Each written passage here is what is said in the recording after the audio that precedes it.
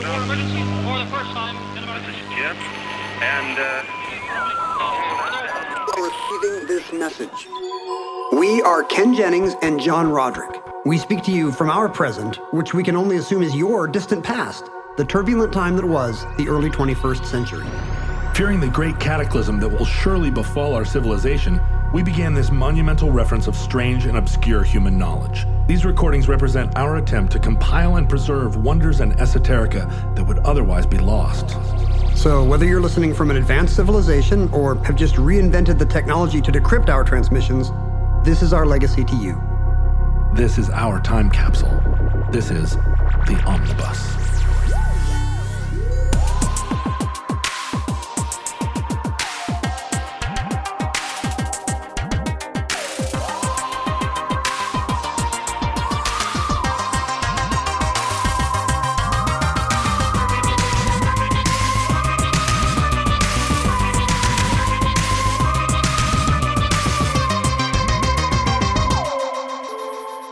You have accessed entry 400.JS0215, certificate number 29673, electrical sockets. You did considerable work on your house before you moved in. Yes.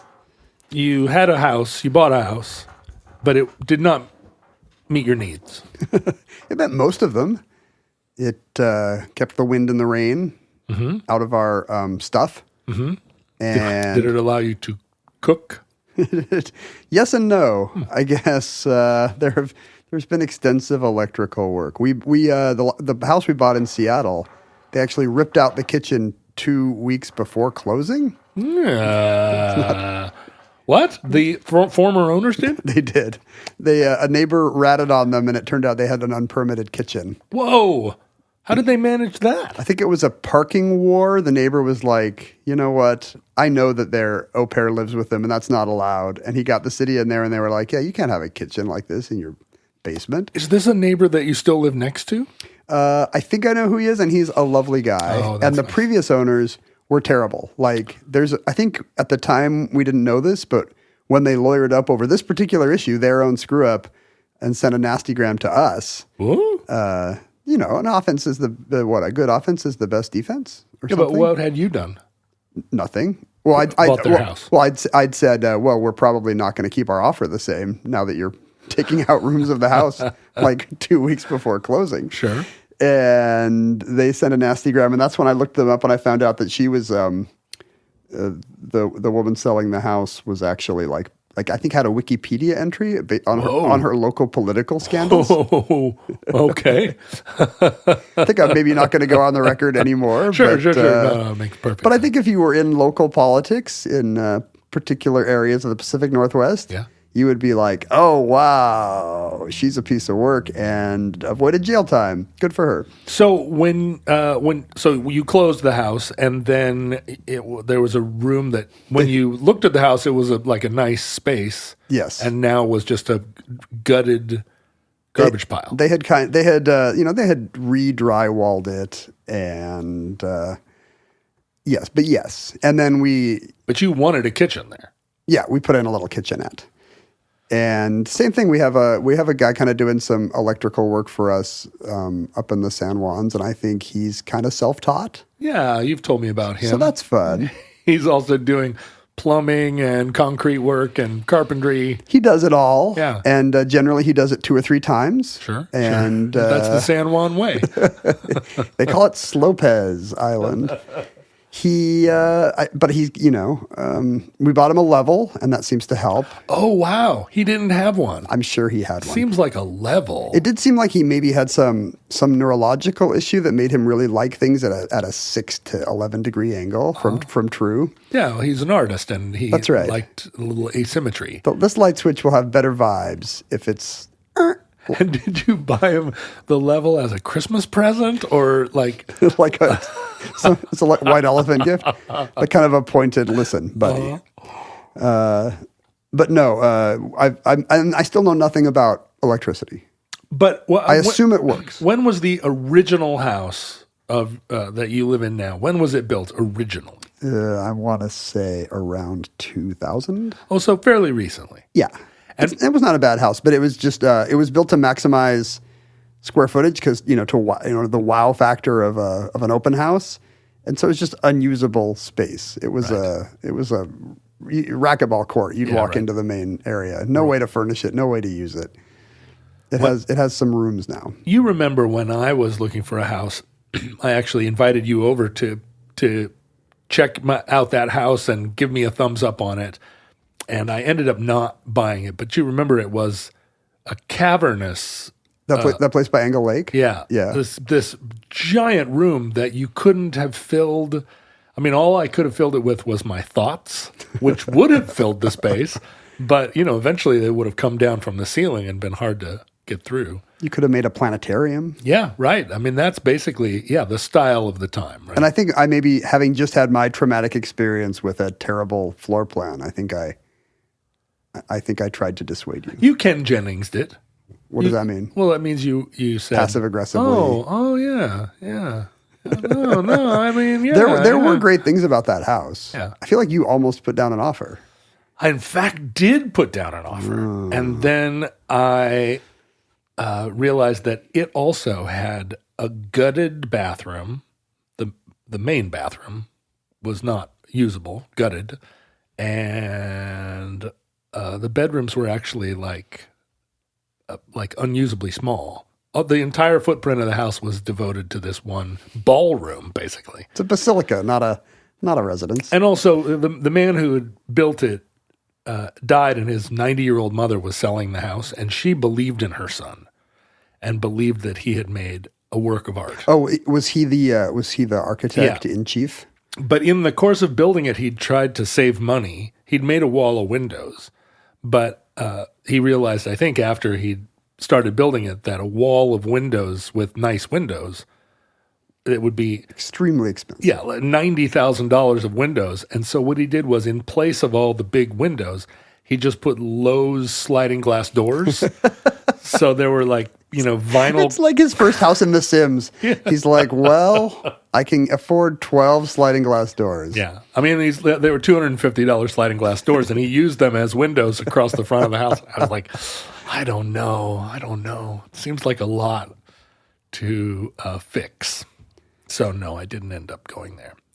But I've lived in two houses. Well, no, I guess every apartment I ever had in Seattle was built before 1910. And really? Yeah. And the first... Is that what you look for? Well, no, it was just... How old is this brick? At the time, if you had $350 a month to spend... That's what there was. You were going to get, a building that was... Those places are still there. They're just $1,800 a month. Yeah, I know, right? And their windows are still small, and they still have one electrical outlet per apartment, basically, or one outlet per room. Per apartment. And then I moved into and all of those buildings, of course, had what are called Type A outlets, which are just the 2-prong American-style lamp outlets. No third ground. No grounding prong, which is called a Type B outlet. Wait, Type B? Type B. And is Type A just the two? The two. I had no idea. So it's like having a Type A personality. That's exactly it. I don't have a prong to ground me. And all of those places, of course, modern appliances, all modern things have a Type B plug. And so you can't do that without that little gray adapter that turns 3 into 2. And it's very unsafe, and you're not supposed to have it, right? Yeah, right. I have some vague idea you're cheating if you get that, right? It wobbles in the socket, and sometimes the strip or whatever will have a little bump to keep you from doing that. But it's plastic. I've sawed off that bump for sure. Am I going to start a house? How many house fires have I started by sawing bumps off cords? I mean, I've never seen when I was a little kid, I stuck a knife into an outlet, and it really, I think, changed the course of my life. It gave you superpowers? It sort of did. Like a fear of outlets? I can see around corners now, and I can taste colors. But yeah, the problem of jury rigging a a Type B outlet into a Type A outlet. I mean, I've seen many outlets in those apartments kind of flame out, like get black and charred, and you just kind of stop using that outlet. Like whatever that was, I don't know. But, you know, there's obviously no surge protection, but I didn't have anything that plugged into the wall back then except for a radio, I guess. I mean, what did I even own? So it wasn't much of an issue. You owned a floor lamp you found on a street corner with a cardboard sign saying free. I literally did. For one summer, I worked as a college mover. You know that company? It's like college hunks. And every house. Because everyone likes college hunks. Everybody. It's amazing branding. It's like, yeah, we're all 20 years old and, you know, we're all like big enough to think I should be a mover. And was like hunkiness part of the job qualifications? Like it said hunks. But like as getting hired, did you have to like strip down to your tidy whities and have somebody take an appraising look at your... No, I'm not sure that I ever quite qualified as a hunk. Apparently for these guys you did. I mean, there were a couple of hunks that went in first, and then the homeowners swooned, and then I came in behind, you know, with my horn-rimmed glasses, and I was like, hey there, I'm the one that takes off his glasses and is cuter. But every house you move, when you're a mover, somebody offers you a lamp or a chair, or, you know, they're like, I didn't throw this away, but I don't want to move it. I never thought about this shadowy economy. Yeah, do you want this?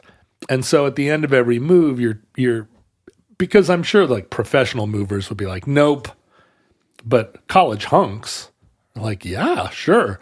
And so, yes, I had multiple lamps and like chairs where the stuffing was coming out the side. In fact, I still have, I think, one lamp that I got in 1992 as a college hunk. And it's like a trophy of your lost hunkiness. Yeah, and the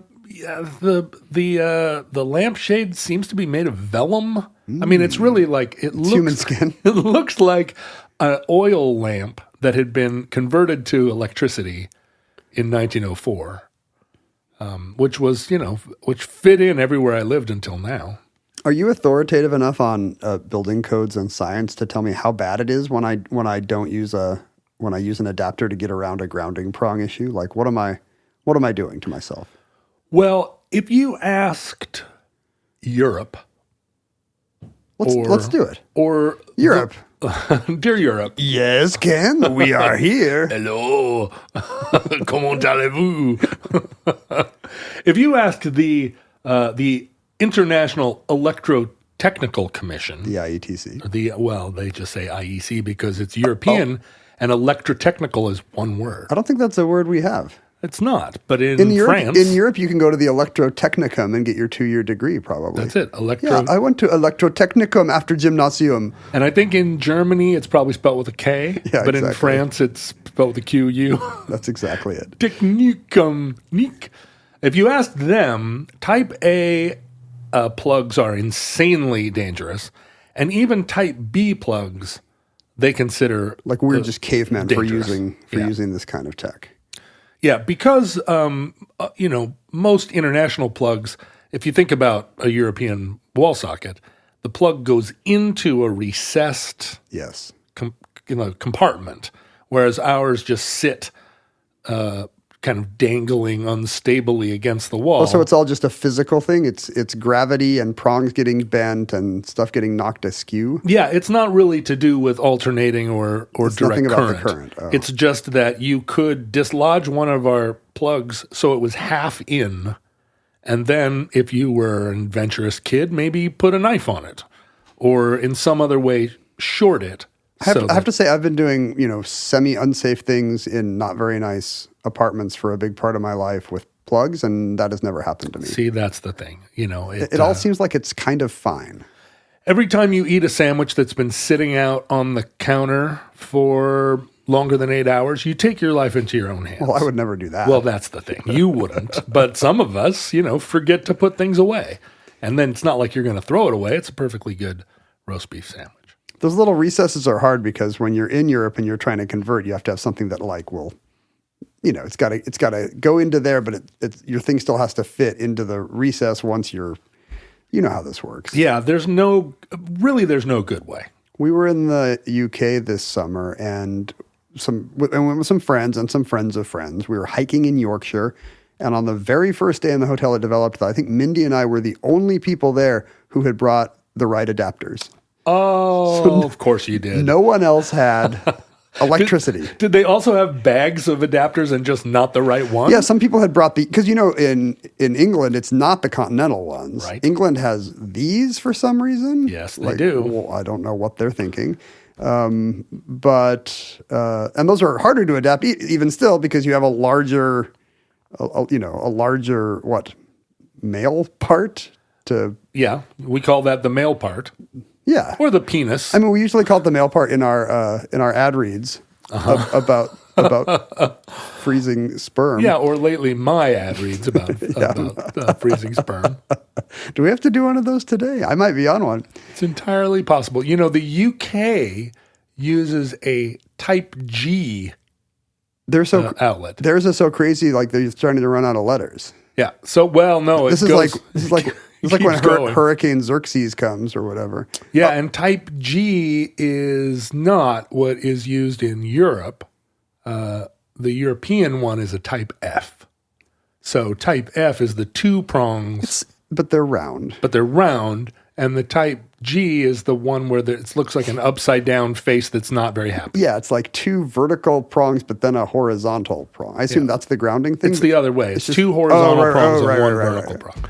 No, it's just them being, England was, or the UK was one of the, England was one of the, they were really ahead of the electricity game, or at least contemporaneous with the US in developing commercial electricity and electrifying their cities.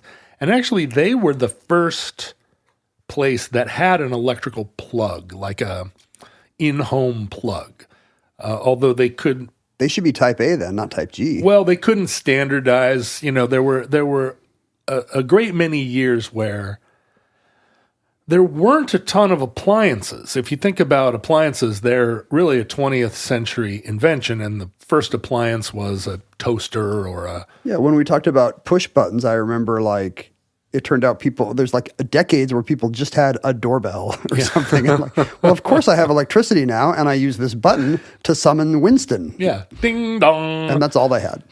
The necessity of plugs in the home wasn't really initially clear to people, because what would you have plugged into it? Right, a doorbell or maybe a toaster.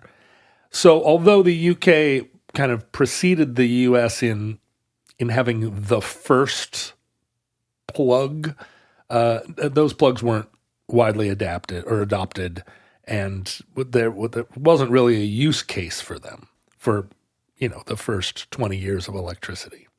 Was there ever any kind of remember Dog and H, where countries decide we're just going to actually join the 20th century and drive on the right side or correct side of the road? Well, are countries ever you know what? This plug shaped like a curly Q seemed fun in 1890, but we're going to all switch over.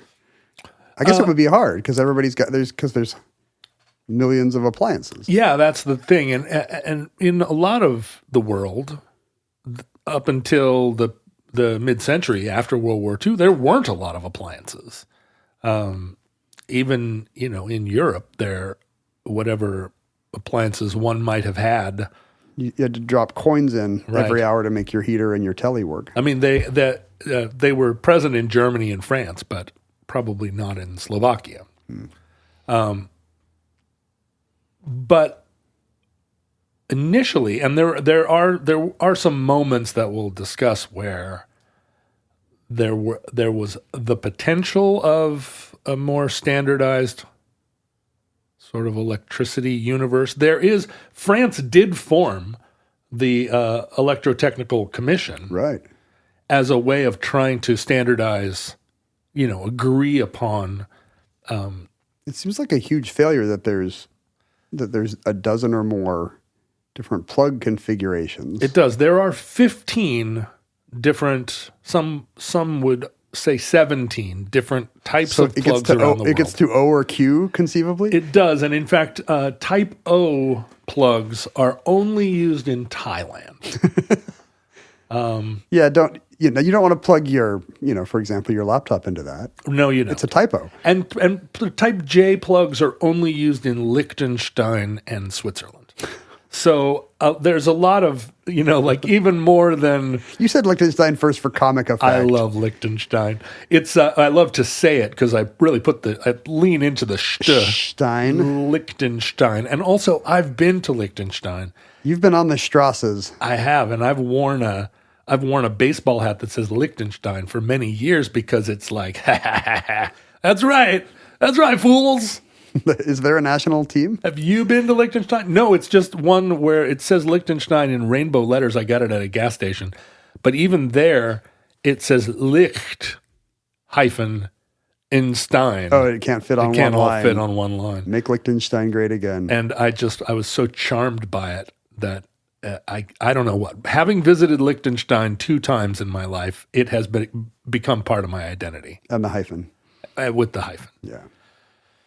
So, as you can see, that's kind of there's not another thing that is so common in use that got internationalized so badly. Yeah, like even what annoys us, there's 2 kinds of TV signal. Oh no, there's 3 kinds of Blu-ray. Well, cry me a river. There's 17 kinds of electric plug. Well, in your anecdote, when you and this crew were in Scotland, what did you all do? Everybody had a phone to charge. Yeah, Mindy had a ton, so she doled them out, and we lost all our spares. Some people must have had to go buy one. Wait a minute, you brought a bag of... Yeah. Wow, you guys are incredible. Well, I'm not usually that over-prepared, but she is. Yeah. And, if you're there for a long time, you might need, the kids are going to lose one. In fact, I left one on a plane, I think, during this trip. So there you go. Your supplies always dwindle. Is Mindy like an everyday carry person who has a fishing line and a Glock in her day bag? She is to me because she has a purse. And that means if I'm like, do you have a breath mint? She'll be like, of course. Yeah. Hey, do you have floss? Of course. What kind of savage am I that I do not have floss? How many Band-Aids do you think she has in her purse? Yeah. Several, and they have different sizes. They have Peppa Pig on them. How often do you... So to me, this is like she's MacGyver, but really it's the very limited superpower of I carry a small bag and it has Tic Tacs in it. But she doesn't have a multi-tool. No, she does not. No cargo shorts. How often do you ask her for something and the purse does not produce the thing? I feel like never. It's kind of even when she's like, you know what? I might not have a pen. And then she's like, oh no, I have a pen. It's a cornucopia or what is it? It's a bag of holding. That's from right. Dungeons and Dragons. It's a bag of holding, but also I feel like maybe my requests are very reasonable. Oh. Because I'm never like, do you have a jeweler's screwdriver? I do have my one. sunglasses are, like they're... So I try to keep it within the realm of possibility, and that way I'm rarely disappointed.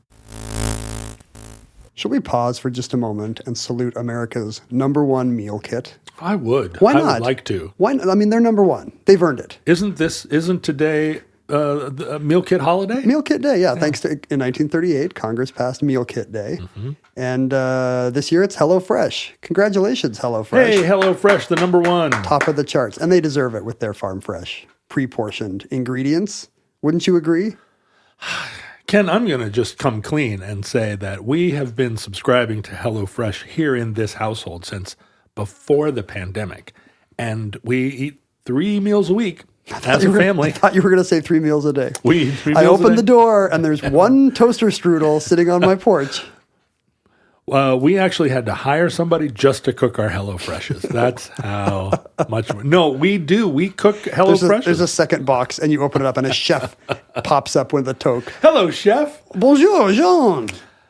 So we love them, and they've improved our lives. They've improved our nutrition. They've improved our, it's a wonderful family time to stand in the kitchen and make these fresh meals. We're in the most beautiful time of the year, in my opinion. The leaves are changing in August, and HelloFresh is ready to bring you easy autumn-inspired recipe. So much great produce this time of year. Am I right? Like, Did you say Ottoman inspired? Yeah, I mean, they do have lots of international flavors. a lot of cumin, a lot of fenugreek. No, you said autumn. They're inspired by the Ottomans by your chair. Like, look at this muffin. It's like Dick Van Dyke could trip over this. You Ottoman-splained me. No, they're autumnal.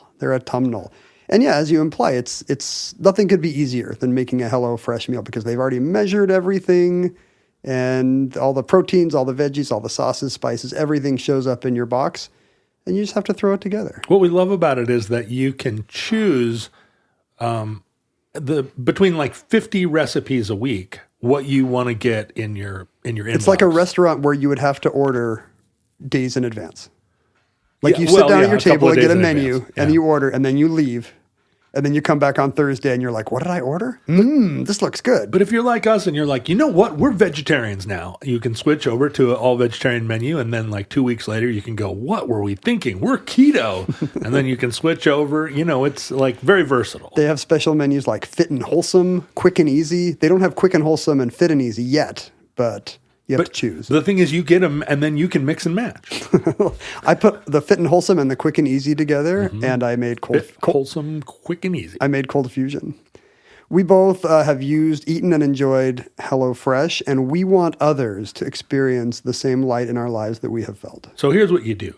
To get 10 free meals. What? 10 free meals. Basically, if you portion these out correctly, you could live for 6 months on these. 10 free meals at HelloFresh.com/free omnibus. Free omnibus. Applied across 7 boxes, new subscribers only, varies by plan. That's 10 free HelloFresh meals just by going to HelloFresh.com/free omnibus. That's America's #1 meal kit. We salute you, HelloFresh. Thanks, HelloFresh. I feel like I'm in the phase of my life where I'm maybe making my peak doctor's appointments. You think at age 50? Yes, and here's why. It's not because my health is on the upswing. It's because I've entered my 50s where I start making a lot of appointments for me, but I still have kids in my life. Oh, I see. So I'm now making appointments for an orbit of people who have not figured out adulting. Right. A orthodontist appointment over here, and then you're also getting your first prostate exam. And these kids today, you know what they don't want to do? Make doctor's appointments. No, they've never had to. They don't want to get on the phone. Not like us, Generation X. We just loved it. We were like 7 years old. We were making our own doctor's I just need to appointments. call my dentist and see if I can move my cleaning a week. This is what I live for. I mean, we kind of were like that actually, right? Like, here's what grown-ups do. Beep, boop, boop, beep, boop, boop, boop, boop. I have some phone anxiety, so I didn't love it, but it was still like, phone voice. Yes, sir. I'm calling in Ray my cleaning. I loved it when they left me alone in the dentist chair for a while because I understood how the nitrous oxide machine worked. So I would like change the settings and. Well, if like us, you find that too much of your life is going to the complexity of figuring out doctor's appointments, boy, do we have the fix for you. We would like to recommend ZocDoc. How does ZocDoc work? I'm curious. ZocDoc is a free app and or website, do it in browser, where you can immediately just figure out from ZocDoc, hey, listen, I need to see this kind of specialist in this time frame. Here's my insurance. And you can actually say things like, I want a doctor that spends this much time with me or specializes in this issue or has this kind of a manner. You can do all this in an app now. You can choose the manner? You can choose. There's a drop down. Bedside, bedroom eyes. The thing is, cold and unfeeling, Austrian. I prefer a doctor that's a little bit mean. That's right. You know, and especially like a psychologist or a psychiatrist. I don't want them to be my friend. We should tell ZocDoc to add chili disciplinarian to their drop down. Old school Upper East Side Jewish psychiatrist. So this is a free app and website. You search and compare high quality in-network doctors, then choose the right one for your needs, and then you just click, and it instantly books you the appointment. This is an ADHD miracle. It's amazing. The appointments happen fast, typically just like 24 to 72 hours of booking. You can sometimes get same-day appointments if the luck and the wind is with you. Incroyable. These are more than 100,000 healthcare providers across every specialty, and they'll be in-network to you. Mental health, dental health, eye care to skincare. and so much more. Now, this is an app I can get behind. This has really transformed my life. Has it? Now you're just on there. I used to just be like, I want a dock, but now I'm like, I won't take my dock without the Zoc. Boy, if that's not their tagline. Let's just not even read their tagline because that's so much better. I won't take the doc without the Zoc. Stop putting off making and keeping those doctor's appointments. Go to ZocDoc.com/omnibus and you can find and instantly book a top-rated doctor today. That's ZocDoc.com/omnibus. ZocDoc.com/omnibus. So on my birthday, I went to REI, which I never allow myself to do anymore. Is it like Denny's? Do you get free stuff on your birthday? No, but we were there to get, my daughter was going on a camping trip and she needed all this stuff that I already owned perfectly good versions of, but she said they smelled musty because they were from 1974. Which is what all sleeping bags and backpacks should be. It smells like your garage. Yeah. That's the point. And she was like, no, I can't use these things. And so, I surrendered to that idea. But then I'm at REI. And, REI has changed a lot since I went there every other day. Did you go to the big one? Went to the big one. The mothership? And I'm wandering around, and it's my birthday. And so I did a thing that I just should never be allowed to do, which is wander through REI with a sense that I am entitled to reward myself. You deserve a little treat or prize today. Yeah, it's my day, and I'm at REI. And so I latched upon the idea that I was going to put together a go bag. Don't you already have a go bag? I have 40 go bags, but this go bag was going to be all modern technology.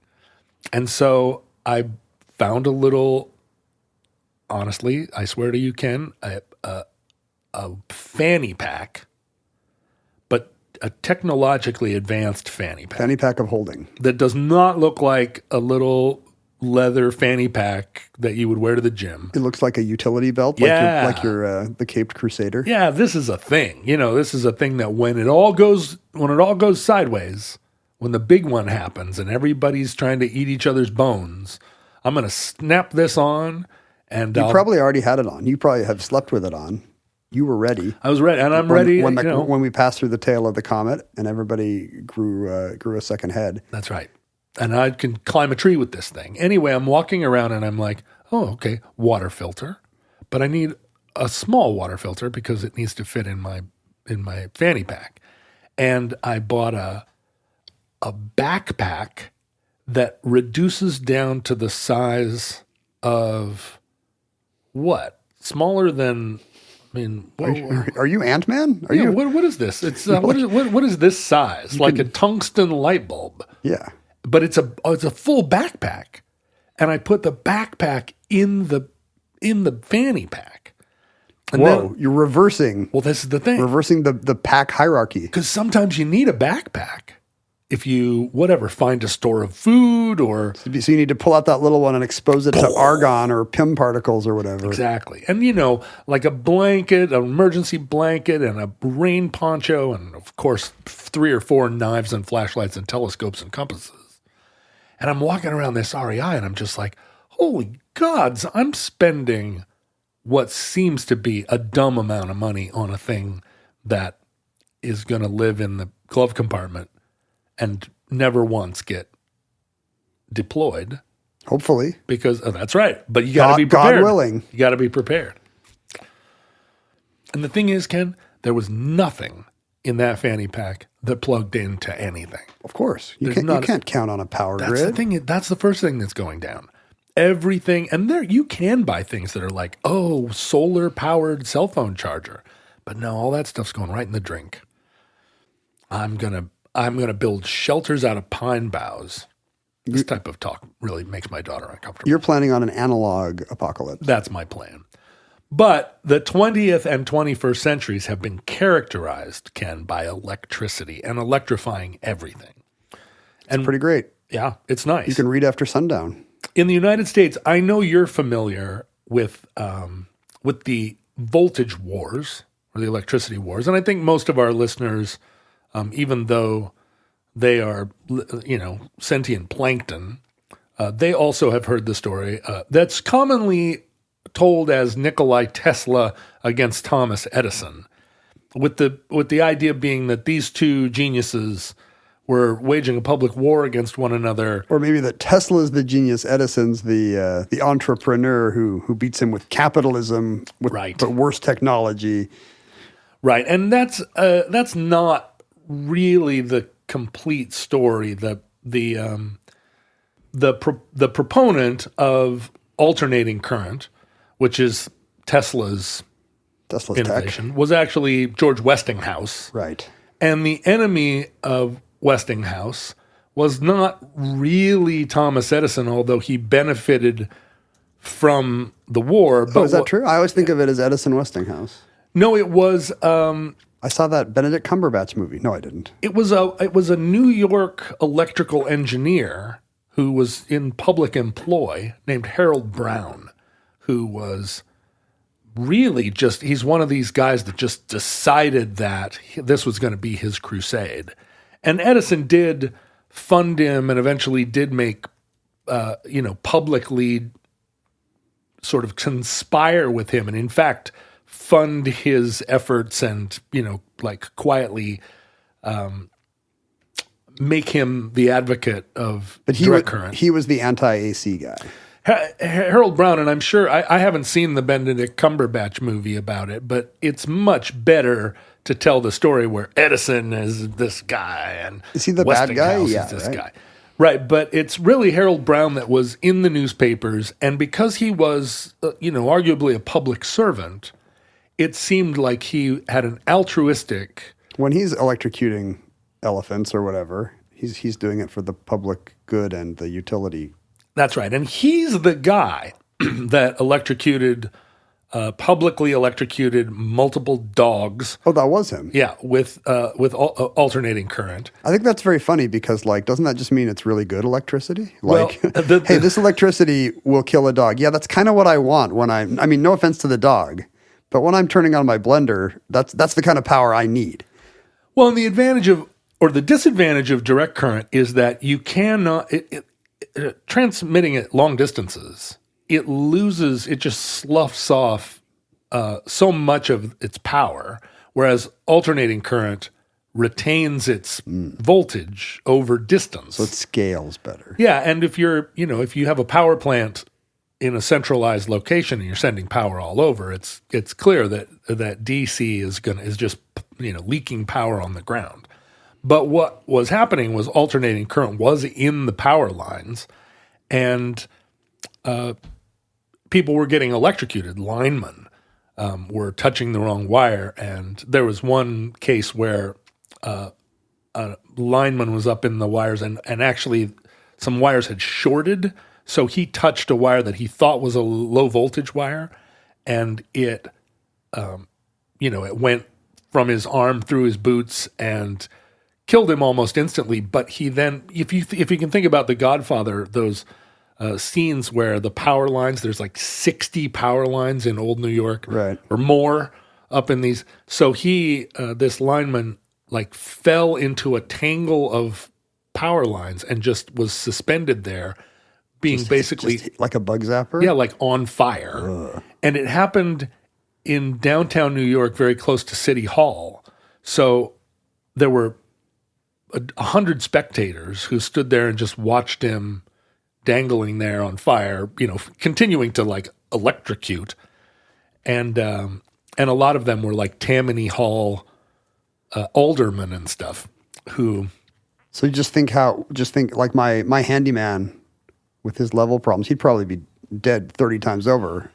Well, and the thing was, Harold Brown was characterizing it as people were dying all over all the time. AC was, killing anybody that came within a block of it. And in fact, that wasn't really true. It was, the number of people it killed, although, not nothing. And that's just because this was a new technology, and what the hell are you doing up in those power lines anyway? Knock it off. Not a lot of They weren't the best trained, probably. I'm sure safety procedures then, not what they are now. Yeah, but there was, like a guy in Little Italy erected an organ grinder's display and went up too high and it touched a line and killed him. It wasn't crazy, and AC lines were down close enough to the streets that they could cause a problem. But really what Harold Brown did was ignite this war with George Westinghouse to the point that he actually advocated for AC to be used in public executions. Right.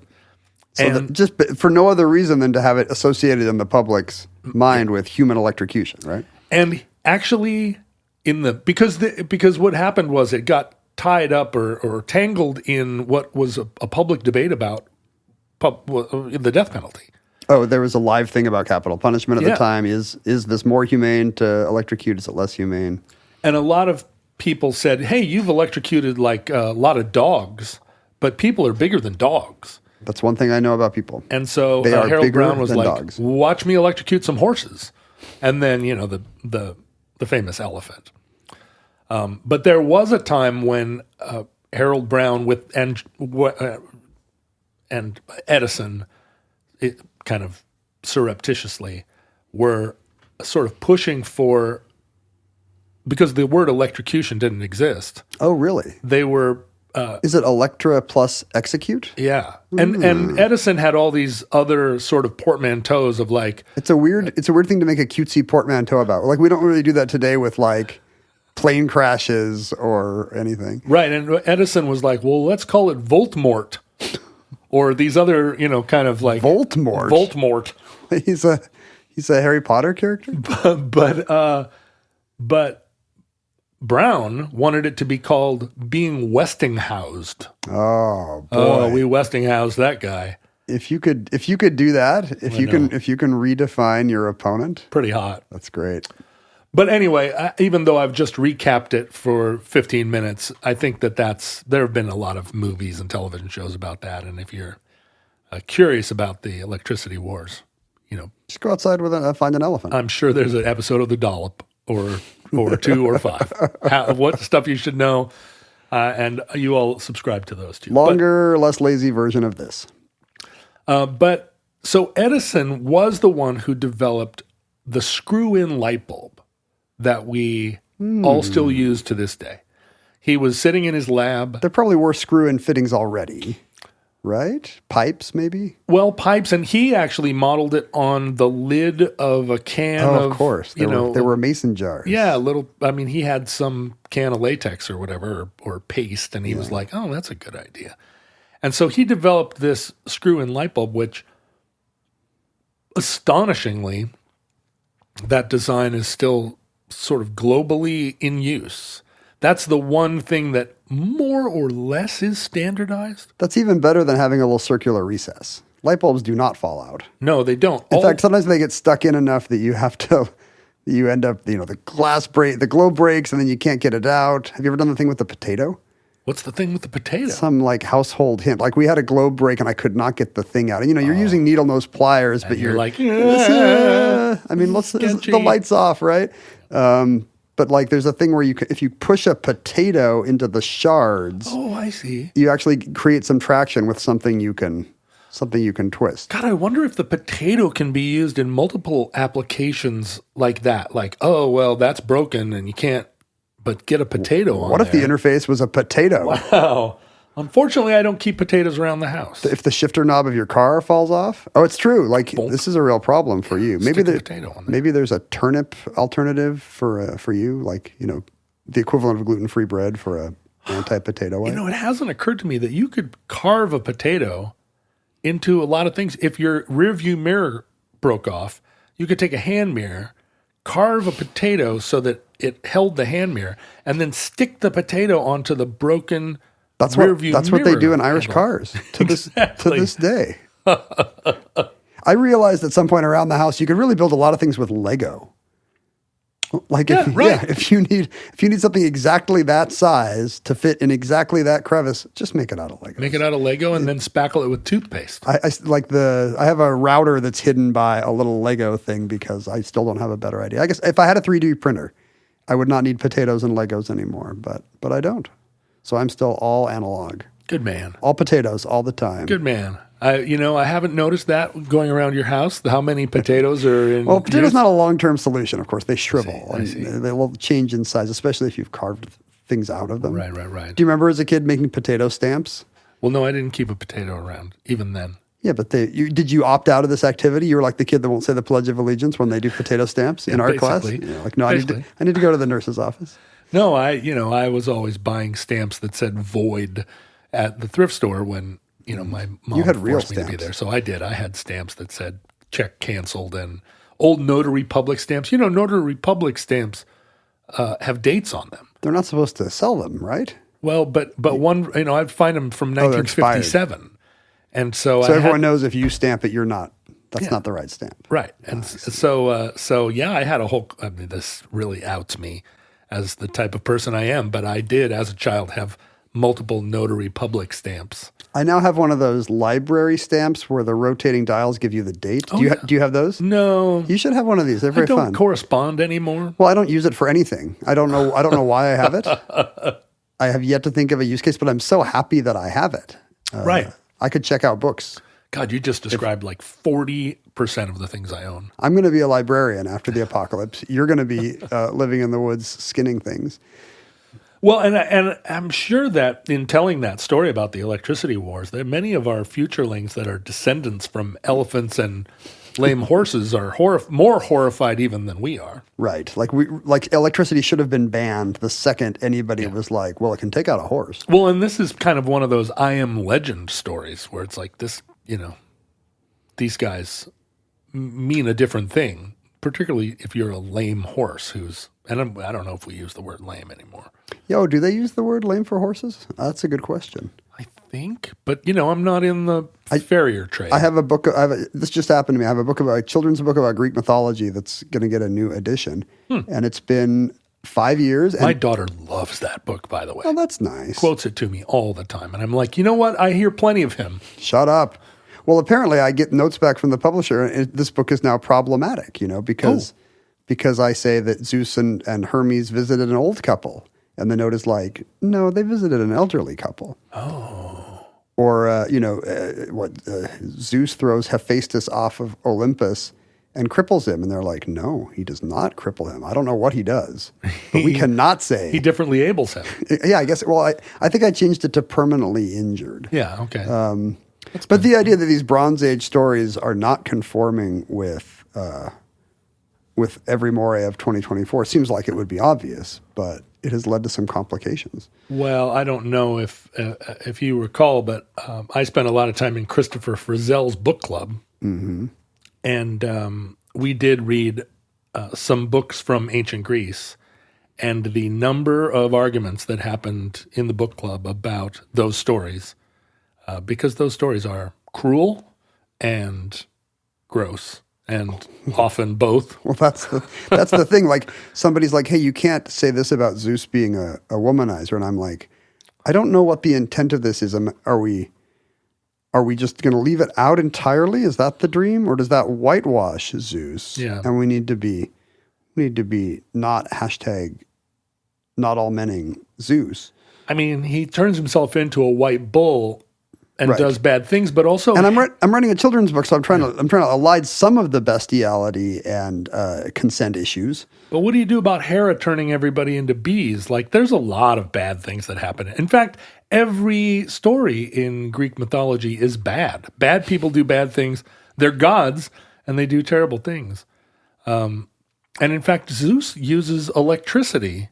Oh, that's true. Yeah, a lot of the time in He's his bad electrocuting efforts. people. The Cyclopses are Westinghouses. Yeah, he's and Westinghousing Teslas.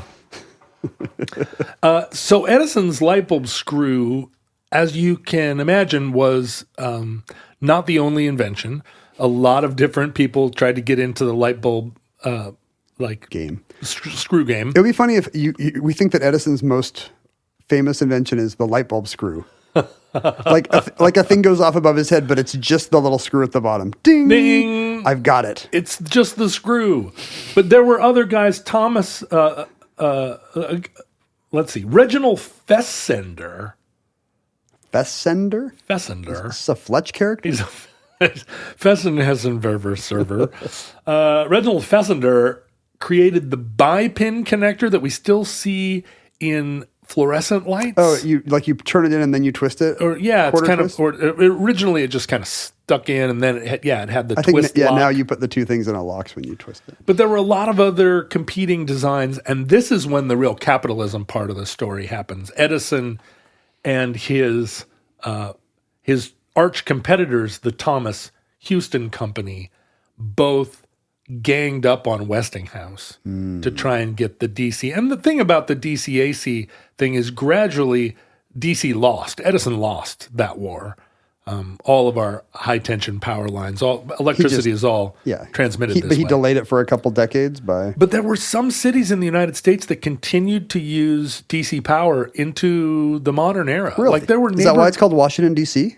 Because they use DC power? No, it's not. Is it Washington AC now? But there were neighborhoods in Boston that used it into... I mean, I think the last DC power was still... maybe in Boston until 2000. Oh, I thought you were going to say like maybe in our lifetimes. No, maybe in Gen Z lifetime. Yeah, different places where you would plug something into the wall in a certain part of town and the voltage would be wrong and it would burn out your hairdryer. Kill your laptop. Yeah. But so those different competitors, Edison and Thomas Houston became General Electric. And by right before World War I, Edison's light bulb dominated was a majority of the market. But there was still in the United States and most of the world, no settled upon electrical socket. And what ended up happening was most people that had an early toaster just screwed it into a light bulb socket. Oh, yeah. They unscrewed the light bulb and then screwed in an extension cord. Which is a problem because it's on the ceiling. Well, and it's also the light. Right. So if you it's hard to see how dark your toast is. If you had a toaster, you would unplug. But there weren't... Who's eating toast at night? What kind of sicko's eating toast at night? There it is. You would kind of run the extension cord over to the wall, sort of drape it over and then down to whatever little device you were using. And you can still... I think I've seen that in movies, people screwing a radio into the ceiling. Yeah, exactly. That's actually a fairly... I mean, I think you can still find those things. Well, the thing about a light bulb is you change it every 18 months, whereas, every time you plug in a hairdryer or a toaster, you do not want to have to be like... Yeah, right. So let's introduce a figure named Harvey Hubble. And Harvey Hubble was a kind of inventor. He was somebody that had, He's got an inventor name. Yeah, he does. And he had 45 patents over the course of his life. And he's the one, his first big invention that really shook the world was the pull chain light bulb on offer. Oh. So he had the little thing you screwed into the light bulb socket where you could... The clapper of its day. I mean, the main thing is it lowers it to a more humane height, right? And it doesn't require all the electricity in the walls. It just gives you that. And is this a time when there was no electricity in the walls? Is that why it's good? Or are there switches? Do other people have switches? There are switches. Okay. But if you lived in a Victorian house, right. Retrofitting it for electricity was going to be a major undertaking, kind of like my 1950s house, because the Type A plug was outlawed in American construction in 1964. So anytime... Wait, what? Anytime you see that, it's pre-64? Pre-64. Huh. Starting in 64, you were meant to have Type B plugs, the 3-prong plugs. Isn't there like a 2-prong plug right over there? There is, because this house was built in 1952. Oh, well, there you go. Yeah, so... Your story checks out. In an old house like this, and a lot of the time when you go around with a voltage regulator and look at 3-prong plugs in old houses, you find that they are not actually grounded. that they just it just sits there. put that plug in there and didn't hook it up to anything because there wasn't a ground wire or whatever. And it's like, oh, great. I don't think that's any better. That's exactly like me sawing the little brown bump off my extension cord. So this house and a lot of the houses I've lived in, I mean, if you look at that plug over there, it is a type B plug, but it's upside down. And it shows those signs of having shorted out, like one of the outlets is singed. Discolored, yeah. And it's like, not so sure about that. But to get an electrician to come in and do every outlet in a house is definitely a big job. It is. It's expensive. It's expensive. It's inconvenient. You're not sure if the electrician. I mean, I have baseboard heaters in my house that are not connected to any visible control. They're not. There's no thermostat that runs them. There's no switch that turns them on or off. Are they on or off? Well, they're off. They're always off. But I don't know. I want them to be able to turn on. Sure. But I have no. That's the main thing about a heater. That's exactly it. I have no way of doing it, and I don't know why. And I had an electrician in the house at one point, and I was like, why don't those go on? And he said, well, I'll come back, and we can try and figure that out. I was like, oh, man, that sounds My number is 555. Sounds like a big day. Yuck. But by this point in time, by the, after World War I, there started to proliferate all these appliances. New devices. Items of convenience. Coffee machines. It's funny when you look at the appliances of 1914 or 1920, they sound like they already had all the things. Oh, they had toasters and coffee makers and heaters and irons and fans and sewing machines and vacuum cleaners and electric razors, which of course, we all use. That's crazy. I don't think they had electric toothbrushes. I don't think every house had an electric washing machine yet. But for the most part, everything that's in your, and of course, no microwaves. Yeah. And then there's a second boom in our lifetimes when it's like, and now here's your computer and your smart thermostat and but all the non-digital ones. Yeah. And some of them are super cute. I mean, I know a person with a collection of toasters that he displays in a big shelf that he built expressly to display his vintage toasters. They're like Art Nouveau or They're something. so beautiful. Yeah, they're all these deco toasters. Do they work? They all work. They're all, he's restored them. They're all in perfect Do they have a condition. little arrow to show you which one is the bagel slice, the bagel? Well, they're up on the wall, so I've never taken them down. And honestly, that was a thing. That display just seemed so cute and cool in 1998. I don't know maybe it plays even better now. Maybe it's a little precious now. But it feels like, I don't know, Gen Z looks at things now and just goes, I've never heard of it also, to the me, CD player. To me, it might be a thing where you love your wall of toasters for about 6 months, and then you still have to look at a wall of toasters for the next 20 years. It's real hard to take it down, right? It's hard to say oh, this thing no longer is applicable to my life, because of course it never was, right? It was always a affectation. It's like my collection of Tony Lama cowboy boots. What am I doing? I don't see you wearing them. It's true. No, right now I'm wearing the same boat shoes I wear every day. Cowboy wouldn't be caught dead in those. So last weekend, I was up in the wilds of the Salish Sea. I know, you like it up there. It's nice up in the San Juans. Part of Washington State where previously there was only one carrier that would work. Oh, I remember when getting phone service. I was in the ferry line, and some 80-year-old woman knocks on my car door, and she's like, "I can't find Edith. I thought she was behind me coming out of the driveway. Do you have the kind of the phone that works here?" Oh, and luckily I did. But this time I actually was trying out Mint Mobile. They had sent us a phone and a SIM card, right? Or a SIM card, I guess. And I popped it in, and I was delighted to see that Mint Mobile worked as well as my other carrier, even up in a corner of the state where the big carriers don't work. And you know why? They use the same towers as your current plan. How did they get around how did they do that?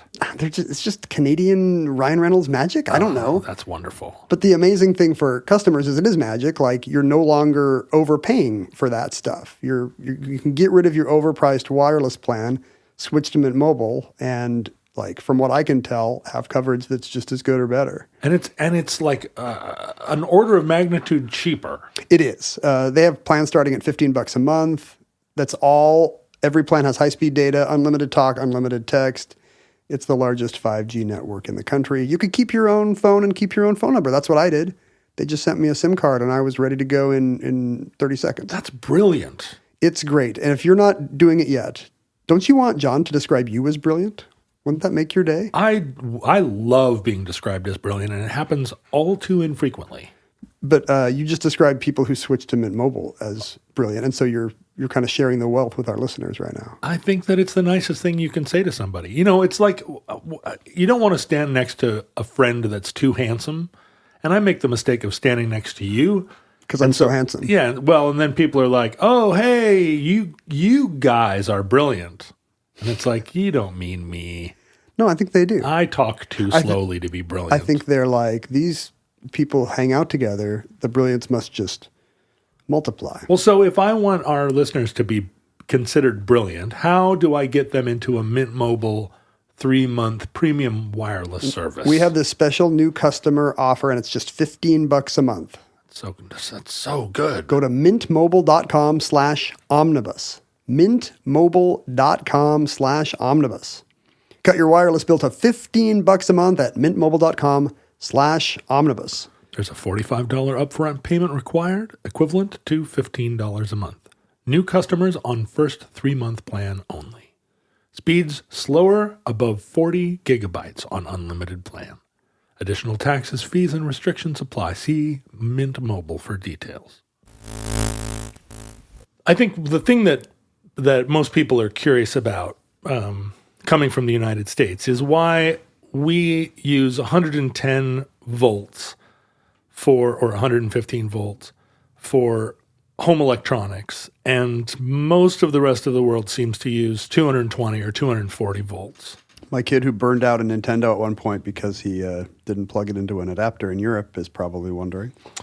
Yeah, and it really does come down to the fact that that 240 volts is a much more efficient way to transfer electricity, as sort of proved by the fact that by the number is bigger. The number is bigger. That's how you know it's better. It's almost twice as good. And actually, you can use thinner wire to translate 240 volts than direct current 110. That's interesting. It is, because explaining why would require that I describe electricity to you in a way that I don't fully understand. And I know there are a lot of electricians and electrical engineers listening to the show who are already furious at me. I feel like I'm very unlikely to understand the mechanics of the answer. And, you know, I barely understand current and voltage. Yeah, right. And like voltage, I need like a water analogy to understand, or it doesn't make any sense. I couldn't even make a water analogy. I use amplifiers and electrical equipment as part of my job as a musician, and I use an electric toothbrush as part of my job as a game show host. I suppose that's true. Do you have an electric toothbrush in your backstage bathroom? I actually don't. I don't even travel with my sonic hair, so I'm a bad example. And with amplifiers, there's also ohms and amps, and you've got to think about resistance. Yeah, and I talk about those things in a way that sounds knowledgeable when I'm hanging out with other musicians, but I have no idea what it's talking about. Do you feel like you're all doing that, or do you think they're actually Mr. Wizard? Some people in the music business know about things. The vast majority of us do not. We pretend to know about things. My daughter is now doing algebra, and I do know algebra still. I do too. Yeah, and it's fun to sit with her and do algebra with fractions and do algebra with negative numbers. I love it because it just is fun. It was always fun. Why do you think you still remember it? Because it was fun at the time, even? Yeah, algebra was where I still believed that knowing everything was just part of being alive. And when I got to geometry and then especially trigonometry, I was just starting to get interested in other things outside of this idea that every class is the same, is equally interesting.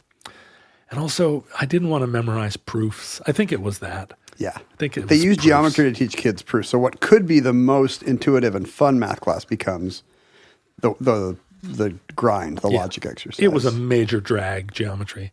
But so I'm still able to help her with her math, and in a way that feels fun. Like, oh, now what's this? Like, how do we do this problem? But I'm right at the edge. It ends after Algebra 1. Or... I just feel, I mean, I did well in Algebra 2 too, but I just feel like as soon as she's into trying to find the area under a curve, I'm going to be completely lost. I was on Zoom with my kid from, where were we? New Orleans. And I'm frantically trying to like look up some trigonometry thing I didn't remember. Oh my gosh, I have to know those identities. Yeah. Sine squared plus cosine squared equals. That's the problem. I mean, there's that whole side of a graphing calculator that just is, I mean, there was a day when I knew what those buttons did, but it's gibberish to me now. It's like a slide rule. You can block it out. Yeah. Put painter's tape I'm over never it. going to use that. And, you know, nowadays I think I could just ask Siri and AI would say something wrong and that would be fine. Any of these buttons that has a theta, I'm going to just scratch the paint off. Well, fast forward to this period after World War II. And in the United States, there was a kind of a movement, and it was, you know, I think maybe a movement among bureaucrats and public servants and infrastructure people to strongly consider changing the United States to 240. What would the era have been? Right after the war. Okay. But they kind of surveyed the scene and realized that the explosion of new appliances, which basically defined the post-war period, had already at the point that they were considering this. They had missed the bus. Yeah, they'd missed the bus. Couldn't the government just send you free adapters every 6 months like they do with COVID tests now? The post office just sends adapters to your front door. I feel like it was the way they kind of calculated it. It was not even as dedicated as the attempt to get Americans to convert to the metric system in the 70s. They said, oh, this will cost billions and no one will like it, and we'll have to go into every home. You know, all of these Levitt towns, we've built them wrong. This could have been some pre-Kennedy moon mission thing, like, we will bring America to 240 volt electricity by the end of this decade. Like, it could still happen today. Some president can get up in the State of the Union and be like, this is our moonshot. We're going to get real voltage. And what's funny is that 240 volt electricity to homes is much cheaper. It's cheaper and more efficient, you know, from a European standpoint, or maybe globally. It's just like the metric system. It makes no sense and feels unsafe to break down current, especially since we're sending 220 or 240 volt electricity everywhere, but we're breaking it in half. And there's no other reason, there's no other advantage to defend 110 or 115? Right, and you just said 110, 115, and that's true. There's most of what we think of as a 110, 220 divide is actually closer to a 115, 230, 240 divide. Whatever it takes. We were both waiting to make that joke, and I'm glad you got there. You got to Mr. Mom first? Boy, all the Mr. Mom heads out there are going to be so relieved. But, you know, in Japan, they use 100 volts. And Japan is one of the few countries that uses our Type B I was just looking for a list right now. adapter. Japan and Mexico and Canada and the United States. And no one else. I knew we dragged North America with us, but yeah, almost nobody else. Japan, Taiwan, Lebanon, interestingly. Well, and what's funny is there are several countries in the world that use very similar plugs that don't really work with one another. Like Argentina and China and Australia, New Zealand Do they look the same, or are they like 2 millimeters off, or something? They look the same, but the Chinese ones, the Chinese plugs, the sockets are 1 millimeter deeper, and the plugs are 1 millimeter longer. So you can't. You can plug an Australian plug into a Chinese one, but you can't plug a Chinese one into an Australian one. And then Australia and Argentina, although they look exactly the same, the polarity is flipped. Oh wow! But most of it didn't matter as much before the jet age. Like who cares?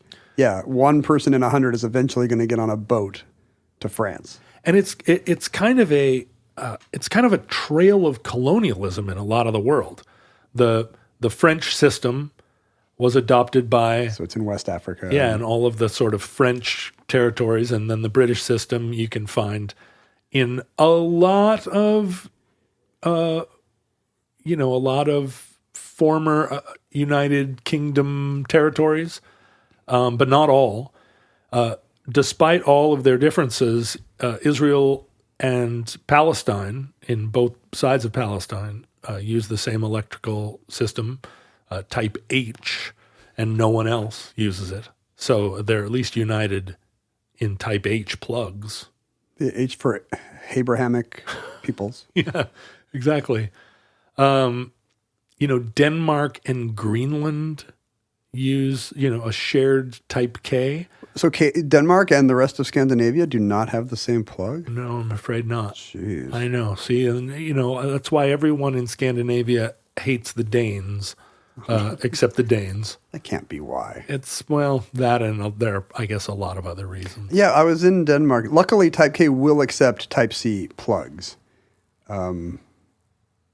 But will Type C plugs accept Type K? But yeah, probably not. Yeah. So as an American abroad, it's easier than a Dane abroad. Boy, well, that goes without saying. More people speak English than speak Danish. I'm going to just throw that out there. I'm going to ask ChatGPT if that's true. I guess if you're a Dane abroad, you can't eat your, what's it called? Your stir abroad. Is that what it's called? Stir abroad? What do they call their little smoor abroad? Schmur abroad. They're weird little sandwiches. One very interesting sort of factoid that sent me just spiraling on a fascinating skateboard ride through the internet was that in 1909, both General Electric and Westinghouse agreed on a licensing arrangement, and this is why the light bulb is shared among all the general sort of light bulb shape is shared by all the nations of the world for all intents and purposes. Is that GE and Westinghouse agreed on this program of licensing the light bulb to all the different power companies of Europe and then around the world. And they named the system, the light bulb system. And the thing about light bulbs is that they are almost the same. There's a system of describing light bulb threads by size. Some are too tightly threaded or loosely threaded to interoperate. Well, not just that, but if you think about the threads that are on an old set of Christmas lights, the threads that are on the light bulb that's inside your oven, the threads that are in the light bulbs that are in your candelabra, or your candelabra, as we say in English. Whoever built our current house, by the way, put in one of every kind of bulb. Yeah. It's amazing. The street There's lights. one porch light with some weird diameter that we have to stock also. And those are all, like, they all have numerical names. There's E5, E10, E12, E17. They all are the same concept. I always have to learn this on Christmas. Are these A10s? What are these? But what's interesting is that we use, as our standard, the medium light bulb, we use the E26. But in Europe, they use E27. They're one better again. Where we use E17 in Christmas lights, they use E18. And they kind of work, but they're 1 millimeter off in thread. But the as part of the licensing, it was agreed that the light bulb licensing technology would be called the Mazda system, named after The Persian god of light. the Zoroastrian, god of light, in the language of Avestan, which is the Zoroastrian scriptural language. Does that mean that Mazda was not a car company at the time? It was not. And so all of the patents around the name Mazda as a consumer product were held by GE. And GE continued to market Mazda light bulbs well into the 20th century and maintained the copyright till the year 2000. The Mazda Automobile Company is, it may surprise you to learn, also named after Ahura Mazda, the largest god of Zoroastrianism. I always assumed it was a Japanese word until I really got into Zoroastrianism in my 20s, as we all do. And then I was like, oh, it's a borrowed reference to Persian, to Avestan, yeah. Yeah, the god of light, And so the Mazda company cannot make light bulbs if they want to get into that? Well, and what's funny is the light bulb was actually licensed in Japan by the Toshiba company under the name Mazda. So Toshiba is making Mazdas, but not cars, just light bulbs. Yeah, just light bulbs.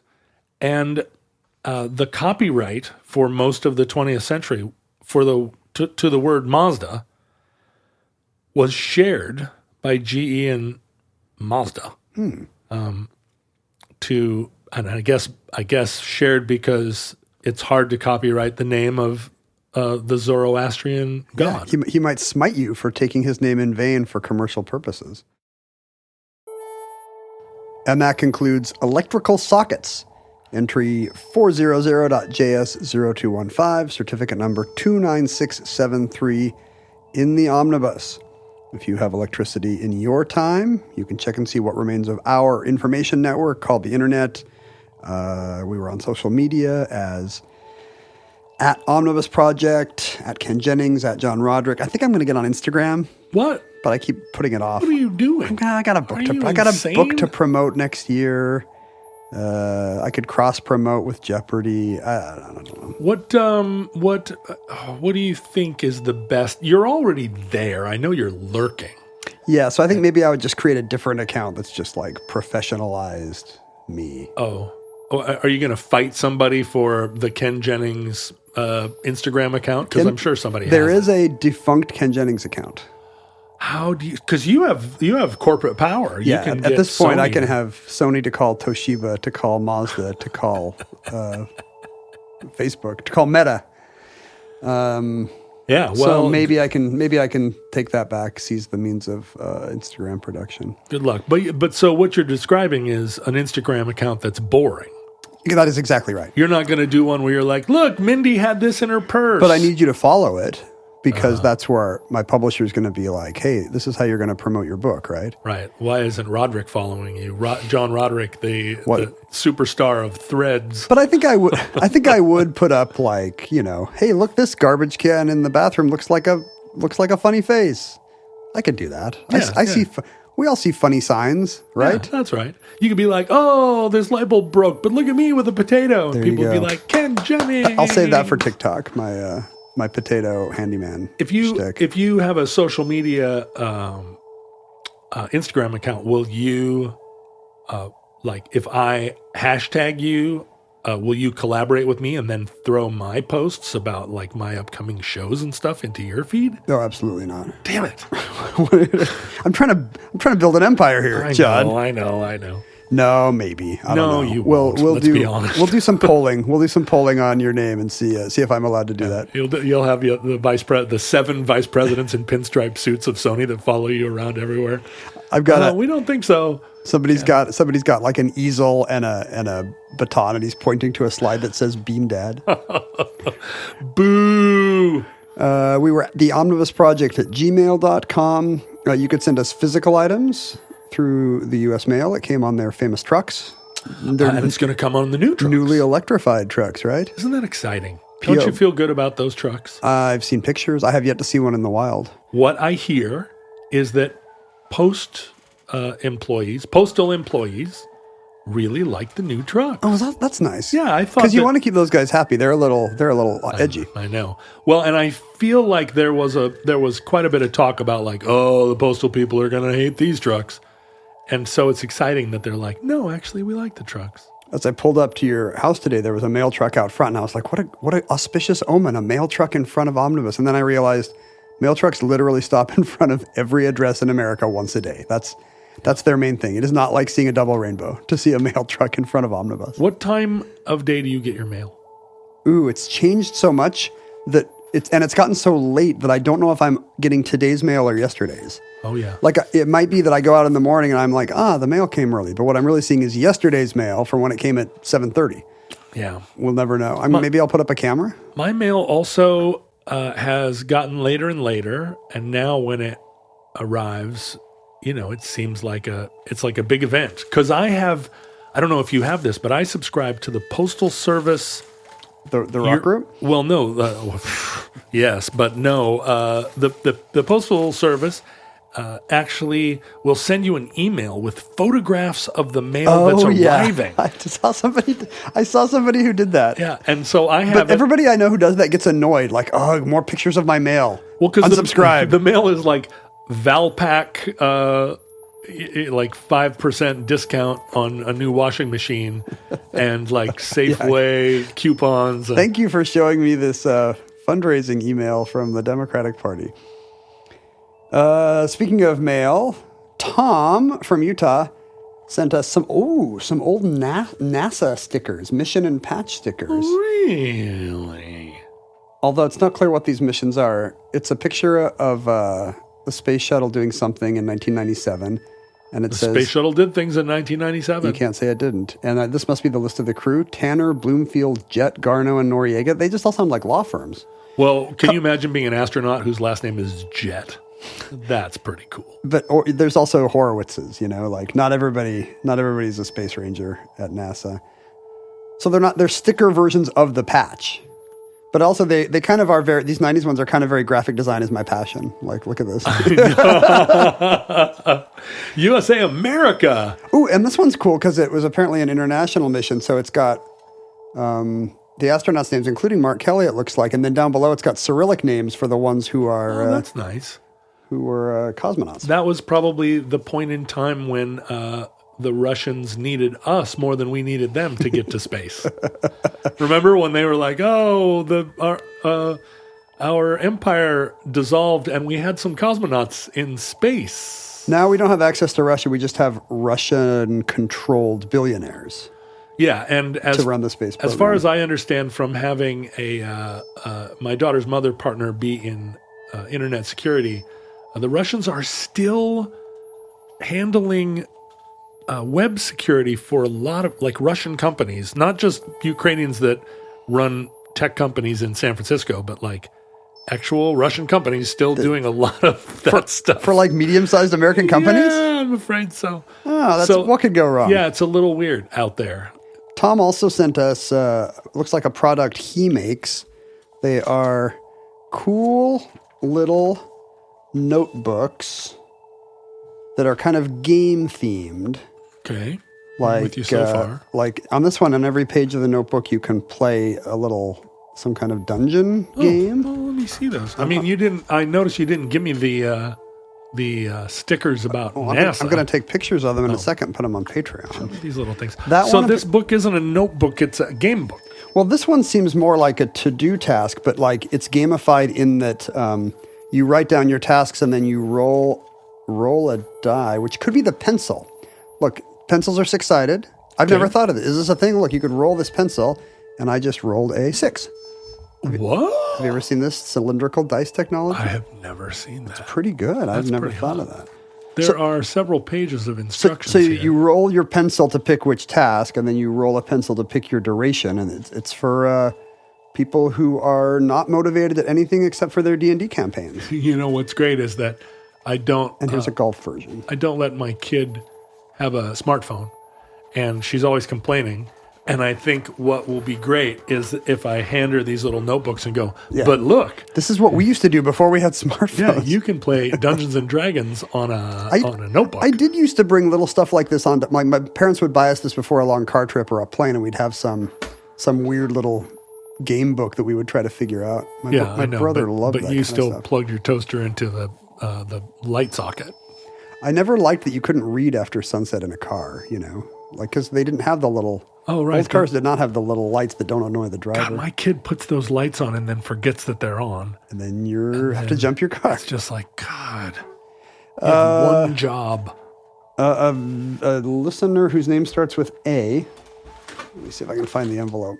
Anne from Bellingham noticed that because we mentioned Admiral Byrd's ordeal in the Antarctic Snow Cruiser show. Yeah. She sent us the memoir in question, Alone by Admiral Richard E. Byrd. He put Admiral on the cover. Of course he did. I mean, sometimes doctors do that, right? Right. I mean, as a Dr. Kentucky Phil colonel, McGraw. you're entitled to have all. Should I do that on my books from now on? By Colonel Ken Jennings. Well, no, you're rewriting all your books so that it takes out all the crimes of Zeus. Why not say they're by Colonel Ken Jennings? Yeah. He's like he's the woke version of me. Colonel Jennings. And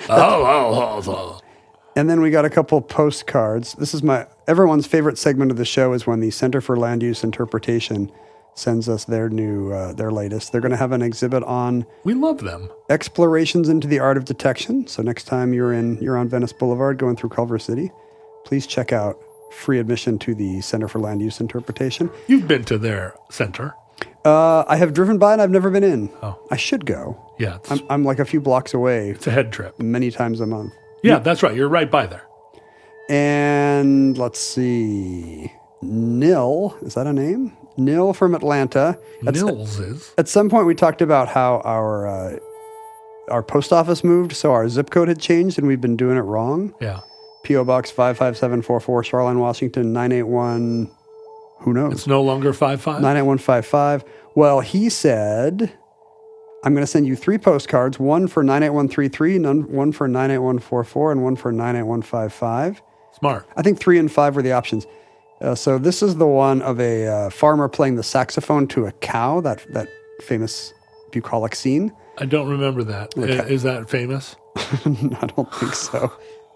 Is it a cow? It kind of looks like a tapir. Anyway, and this one actually arrived. If that was a farmer playing a saxophone to a tapir, I think it would be famous. That would be a million views on TikTok. So 55744 works. We can now confirm. Okay, so not 755. Let's move it on the chart. 55744 he thought was the most. Oh, sorry, that's the zip code. This one goes to 98133. I was reading the PO box. So 98133 we know still works. Okay, but we never used it before, so it doesn't still work. It newly works, right? 44 and 55 have yet to arrive, so we'll have to wait and see if 55 actually shows up. So am I remember, going to have to change what I say in 99533? Well, we should wait. We should wait till the 55 shows up. Let's see. Did the other stuff today come to 55? It did. Okay. So even though we haven't got the other postcard, the Admiral Byrd book and the fun game notebooks all came to 98155. It seems like if you're in a hurry to get it to us, if it's time sensitive, it sounds like send it to 33. 33 beat 55 today. All those people that don't listen to the outro. Still using the old zip code like chumps. That's right. And then we'll be able to identify them like, oh, I see. On the other hand, they do get 20 minutes of their life back every Thursday. So that's, that's priceless. The futurelings are online. If you want to find people to argue with about this show, go to Facebook or there's a subreddit. Let us discourage you from writing us to argue with us. Yeah. It's really not. It's not the way. Because that way we might have to see it and hear it. Argue with each other and in a way that we can everybody wins. Pretend is not existing. The best way to support the show if you're not feeling argumentative is to go to Patreon and become a monthly supporter. Yeah, monthly, weekly. Monthly, weekly, whatever it takes. I support subscribing on a weekly basis. Do we even have that? $10 a week. You will not get any additional perks, but there's an amazing array of benefits to those who do. Check it out. And then if you subscribe, then you can argue with us. Oh, right. If you subscribe at a weekly level, we'll mention you by name. For sure. Well, I mean, everybody gives it a weekly level. Like the $5 people give $1.25 a week. Well, but that's not how that's we don't get it. That's not in the notes. We don't get $1.25 a week. It all comes at the end of the month. Have you noticed? Well, I'm not going to bore our listeners with the machinations of dealing with Patreon, but boy, they've really been stressing a new way that seems like some kind of pyramid scheme. A new way to get paid. That's like creepy. A new creepy way to get paid. It felt creepy to me. That sounds amazing. I actually wrote them and said, "Why are you doing this?"